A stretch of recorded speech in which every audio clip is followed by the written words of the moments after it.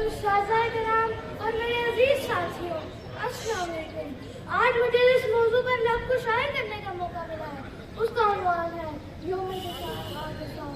6 ستمبر 1965 ہماری 80ویں تاریخ کا نہایت اہم دن ہے۔ یہ دن ہمیں ستمبر کے ان دنوں کی یاد دلاتا ہے جب پاکستان کی مسلح افواج اور پوری قوم نے بھارتی جارحیت کے خلاف اپنے ذاتی اور قومی وقار کا دفاع کیا۔ یہ جنگ پاکستانی قوم اور مسلح افواج کی ایک مشترکہ جدوجہد تھی جو آنے والی نسلوں کے لیے مشعل راہ کا کام کرتی رہے گی۔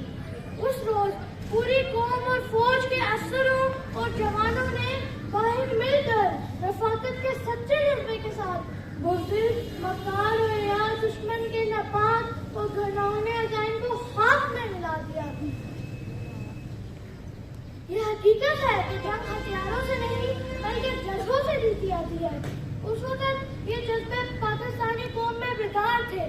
مجھے فخر ہے کہ ہماری افواج جدت کے ساتھ ساتھ جذبہ حب الوطنی اور جذبہ قربانی سے لیس ہے اور کسی بھی قسم کے چیلنج کا سامنا کرنے کی بھرپور صلاحیت رکھتی ہے۔ عقابوں کے تسلط پر فضائیں فخر کرتی ہیں، خودی کے رازداروں پر دعائیں فخر کرتی ہیں۔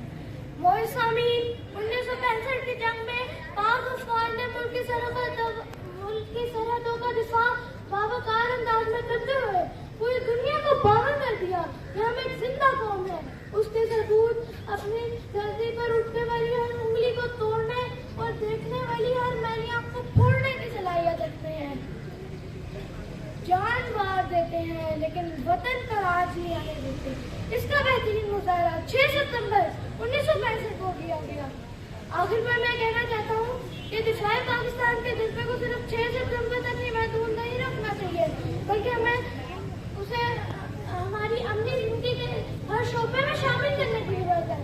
آئیے آج شہدائے وطن اور غازیوں کو نذرانہ عقیدت پیش کرنے کے ساتھ ساتھ اس عہد کی بھی تصدیق کریں کہ ہم پاکستان کے استحکام اور خوشحالی کے لیے کوئی قدم اٹھانے رکھیں گے۔ شکریہ۔